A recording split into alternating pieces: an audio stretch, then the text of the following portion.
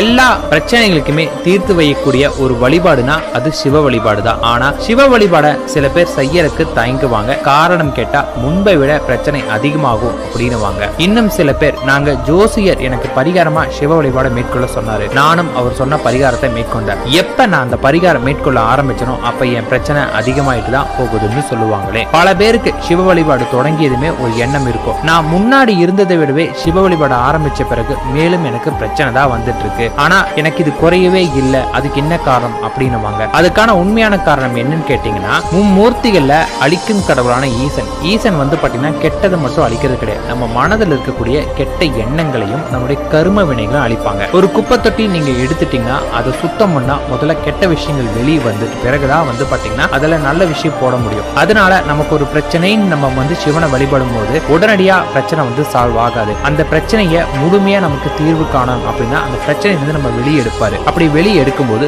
முதல்ல நமக்கு பிரச்சனைகள் அதிகமா வர மாதிரி தான் இருக்குமே. நிறைய பேர் வந்து பாத்தீங்கன்னா பிரச்சனை அதிகரிக்கிறத பார்த்தோன்னா ஐயோ அம்மா அப்படின்னு பாதிலே விட்டுருவாங்க. அந்த பாதிலே விடனாலதான் காலம் முழுக்க அவங்க பிரச்சனையோட இருக்காங்க. சிவனை முழு மனதோட யாரு முழுமையா நம்பி அவரோட வழிபாடை மேற்கொள்றாங்களோ அவங்களுக்கு தெரிய ஆரம்பிக்கும் ஈசன் நமக்கு செய்யறது எல்லாமே நல்லதுக்கு தான் அப்படின்னு. சிவனை நம்ம தந்தை ஸ்தானத்தை தான் வைப்போமே. இந்த பூவுலகில் இருக்கக்கூடிய எல்லாருமே வந்து பாத்தீங்கன்னா சிவனை ஒரு தந்தையா தான் பாக்குறாரு. ஒரு தந்தை எப்படி பாசமும் இருக்கும், அதே நேரத்துல கண்டிப்பும் இருக்கும். தான் குழந்தை செய்யக்கூடிய ஒவ்வொரு தவறுக்குமே வந்து பாத்தீங்கன்னா அது தவறு அது சரின்னு சுட்டி காட்டி அதுக்கு உண்டான தண்டனையும் கொடுப்பாரு. அது போலதான் சிவபெருமான் நம்மளுடைய கர்ம வினைக்கு தகுந்த பலன்கள் நமக்கு கொடுக்கவும் செய்வாரு. நம்ம அந்த பலனை பார்த்து பயந்துட்டு ஐயோ அப்படின்னு சொல்லிட்டு பண்ணோம்னா அதான் பிரச்சனை. சொல்ல போனா நிறைய குழந்தைங்களுக்கு தந்தையை பிடிக்காம போறதும் இது மாதிரி ஒரு விஷயம் தான். ஆனா தந்தை செய்யறது நல்லதுக்கு தான். சிவனை நீங்க உணரணும் அப்படின்னு நினைச்சீங்கன்னா நீங்க பொறுமையா இருக்கணும். சிவன் கிட்ட உங்களை முழுமையா நீங்க அர்ப்பணிக்கணும். அந்த அர்ப்பணிப்பு உணர்வு மட்டும் உங்களுக்கு இருந்தாவே போதுமானது. எனக்கு என்ன நடந்தாலும் என் அப்ப சிவன் பார்த்துப்பான் அப்படிங்கிற ஒரு எண்ணம் உங்களுக்கு இருக்கணும். உங்களை நீங்க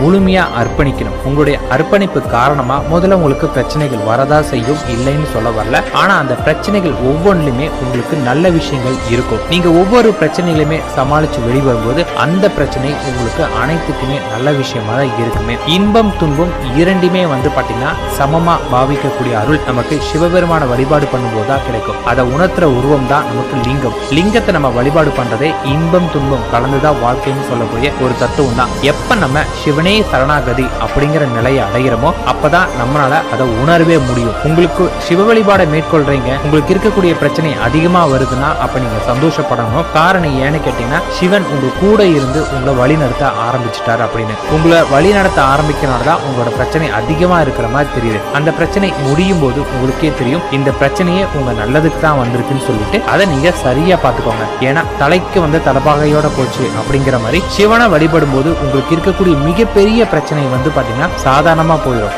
சிவ வழிபாடை மேற்கொள்றவங்க ஆரம்பத்துல கஷ்டம் வரும், ஆனா சிவன் அவங்கள கைவிடவே மாட்டாரு. இது மட்டும் 100% உண்மை. நம்பிக்கையோட நீங்க சிவ வழிபாடை மேற்கொள்ளுங்க. நம சிவாயம்.